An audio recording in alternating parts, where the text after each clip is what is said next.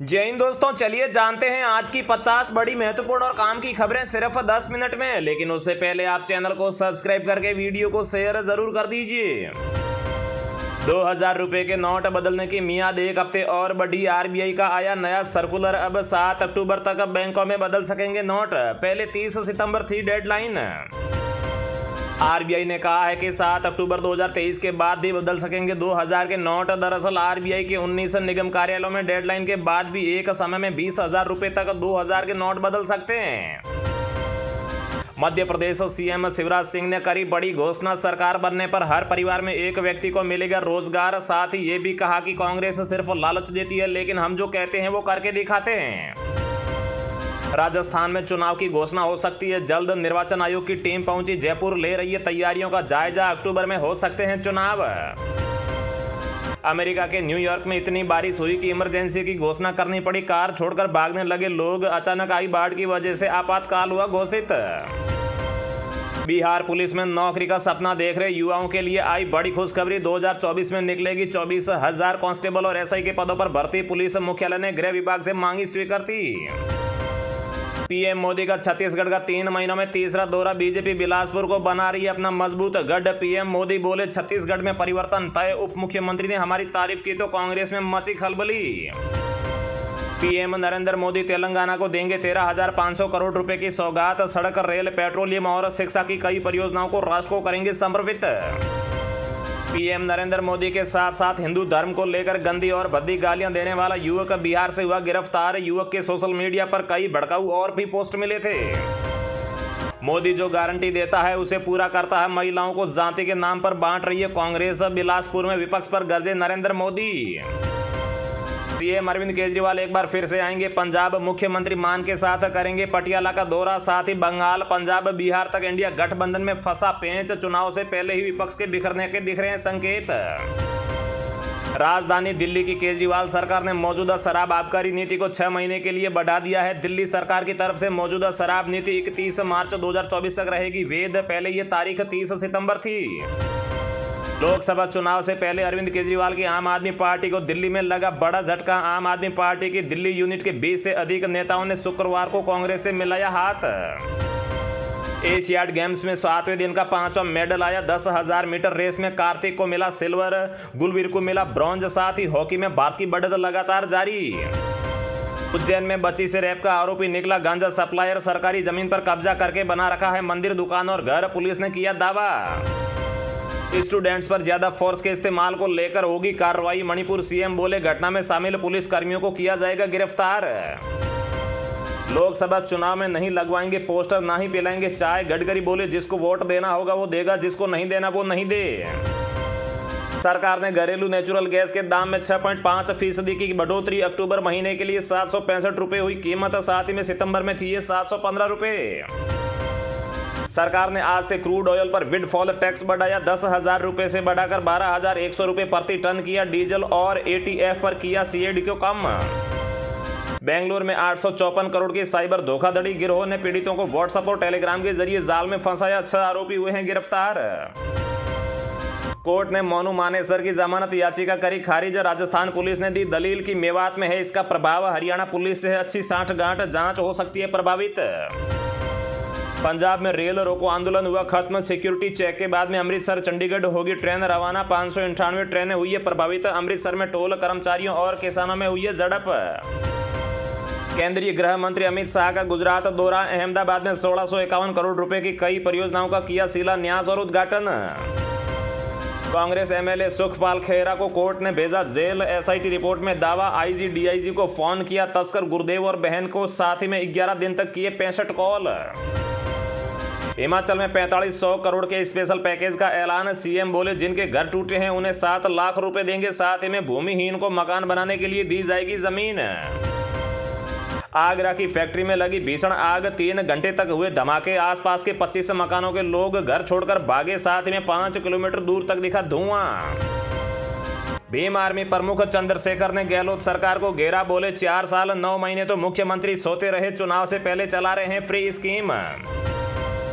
खालिस्तानी समर्थक अमृतपाल का साथियों संग प्रदर्शन। कहा अमृतसर डीसी वकील से मिलने की परमिशन नहीं दे रहे हैं। साथ ही में अमृतपाल है 5 महीने से जेल में बंद।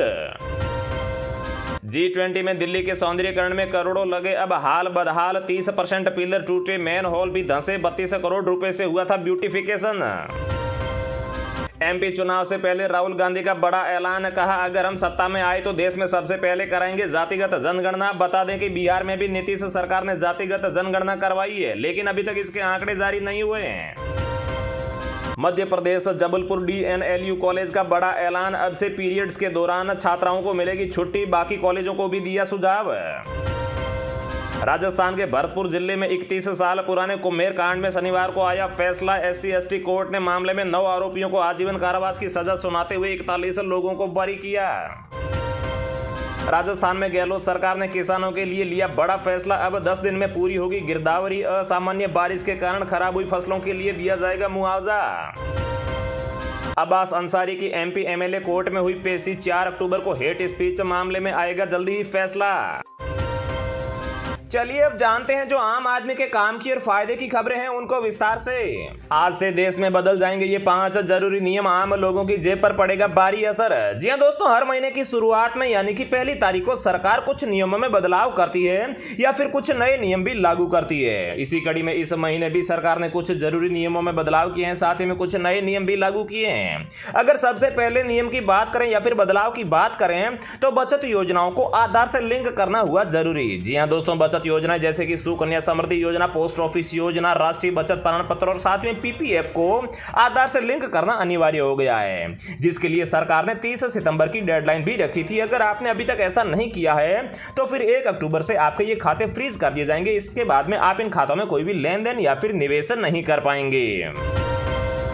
अगले बदलाव की बात करें तो नॉमिनी जोड़ने की डेडलाइन बढ़ी। जी हां, सेबी ने डीमैट अकाउंट, ट्रेडिंग अकाउंट और साथ में म्यूचुअल फंड निवेशकों के लिए 30 सितंबर तक नॉमिनी को जोड़ने की डेडलाइन रखी थी, लेकिन अब सरकार ने इसमें बदलाव करते हुए ये डेडलाइन 31 दिसंबर 2023 के लिए बढ़ा दी है।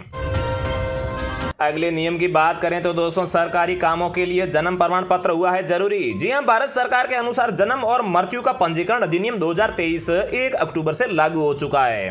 इस अधिनियम के लागू होने के बाद सरकारी कार्य जैसे कि मतदाता सूची में नाम जोड़ने, सरकारी नौकरी में नियुक्ति, विवाह पंजीकरण और साथ ही में ड्राइविंग लाइसेंस बनाने जैसे कई कामों के लिए एकल दस्तावेज के तौर पर अब बर्थ सर्टिफिकेट की आवश्यकता होगी।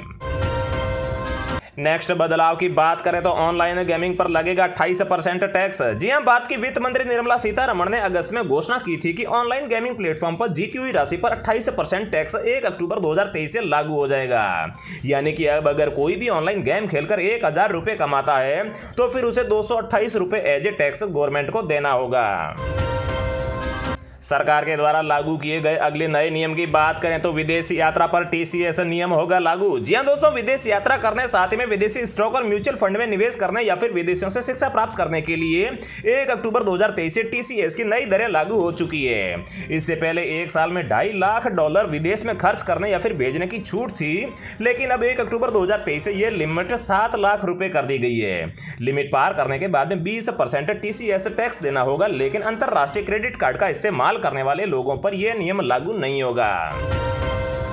नए सिम कार्ड से जुड़ा भी नया नियम होगा लागू। जी हां, दूरसंचार विभाग ने सिम कार्ड बिक्री को लेकर नए नियम की घोषणा की है, जो 1 अक्टूबर 2023 से लागू हो चुका है। यह नियम बढ़ते साइबर क्राइम और साथ ही में धोखाधड़ी वाले फोन कॉल से निपटने के लिए बनाया गया है। इस नियम के तहत सिम कार्ड बेचने वाले दुकानदारों के लिए KYC अनिवार्य कर दिया गया है और दुकानदारों को यहां पर अब 1 अक्टूबर 2023 से KYC करना ही होगा। अगर कोई भी दुकानदार इन नियमों की पालना नहीं करता है तो फिर प्रति दुकानदार यहां पर 10 लाख रुपए तक का जुर्माना लगाने का भी प्रावधान है।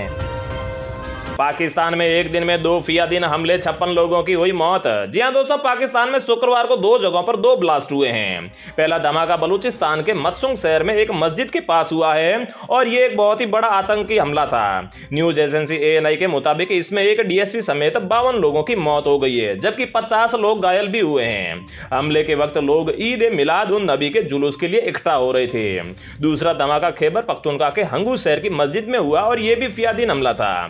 पाकिस्तानी मीडिया न्यूज इंटरनेशनल के मुताबिक यहां एक पुलिस अफसर समेत 4 लोगों की मौत हो गई है।